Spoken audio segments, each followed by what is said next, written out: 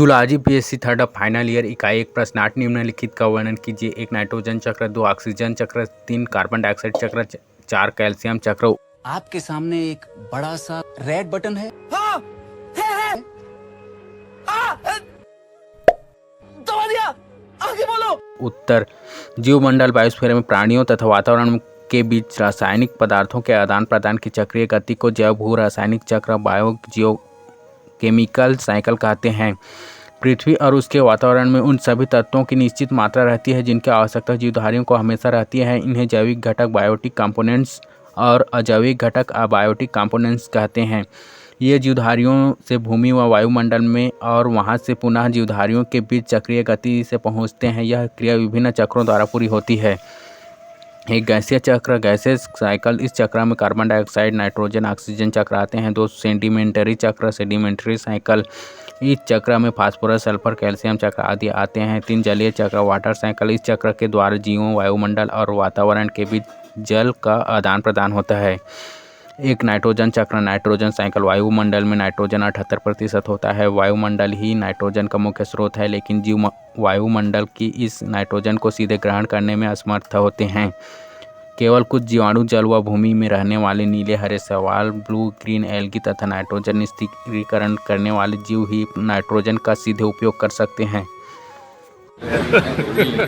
Hey, y'all, come look at this.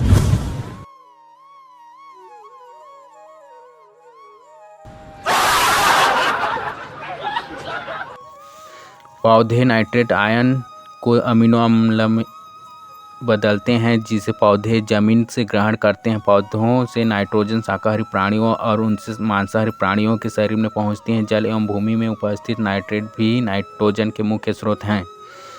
पौधे nitrate का अवशोषण करके उन्हें अमीनो अम्ल तथा प्रोटीन्स में बदल देते हैं जिन्हें प्राणी ग्रहण करते हैं। मृत पेड़ पौधों व जंतुओं के शरीर में स्थित नाइट्रोजनी कार्बनिक पदार्थ तथा उत्सर्जित पदार्थों पर जीवाणु क्रिया करके उन्हें पुनः नाइट्रेट में बदल देते हैं जिन्हें पौधे पुनः ग्रहण करते हैं और यह चक्र पुनः चलता है। 2 ऑक्सीजन चक्र साइकिल ऑक्सीजन साइकिल, वायुमंडल में ऑक्सीजन 21% होता है। ऑक्सीजन जीवों में श्वसन के द्वारा ग्रहण की जाती है। यह कार्बोहाइड्रेट्स का ऑक्सीकरण करके पानी और कार्बन डाइऑक्साइड बनाती है। इतनी शिद्दत से मैंने तुम्हें पाने की कोशिश की है कि हर जर्रे ने मुझे तुमसे मिलाने की साजिश की है। ऑक्सीजन जीव की मृत्यु के बाद क्षय होकर पुनः वातावरण में कार्बन डाइऑक्साइड तथा पानी के रूप में चली जाती है। हरे पौधों में जल कच्चे पदार्थ के रूप में कार्य करते हैं और प्रकाश संश्लेषण फोटोसिंथेसिस में ऑक्सीजन और हाइड्रोजन में टूट जाता है। स्वतंत्र ऑक्सीजन वायुमंडल में चली जाती है। इस प्रकार ऑक्सीजन चक्र चलता है। तू समझा? हाँ।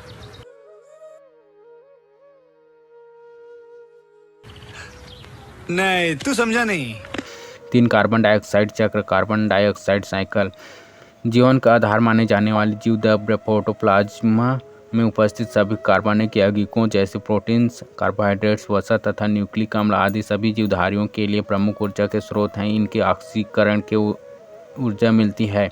वायुमंडल में 0.03% कार्बन डाइऑक्साइड होती है। इसका उपयोग सर्वप्रथम हरे पौधे करते हैं और प्रकाश संश्लेषण फोटोसिंथेसिस द्वारा कार्बोहाइड्रेट का निर्माण करते हैं।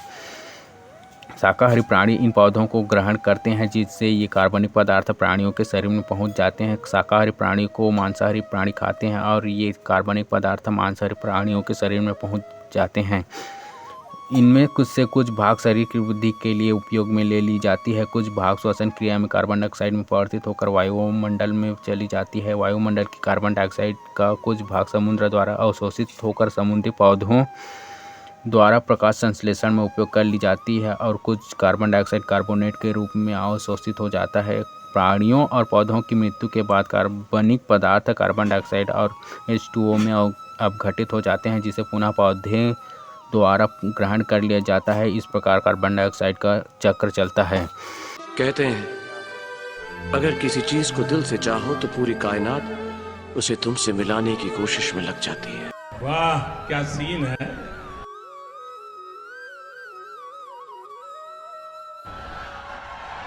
वाह, क्या सीन है।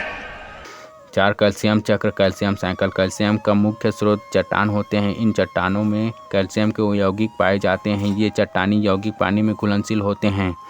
पौधे इनका मिट्टी से शोषण करते हैं तथा जंतु पानी के साथ शरीर में कार्बनिक यौगिकों के रूप में पहुँचते हैं। जंतुओं एवं पौधों की मृत्यु के बाद ये कैल्शियम अपघटित होकर घुली हुई अवस्था में पानी में मिल जाती है।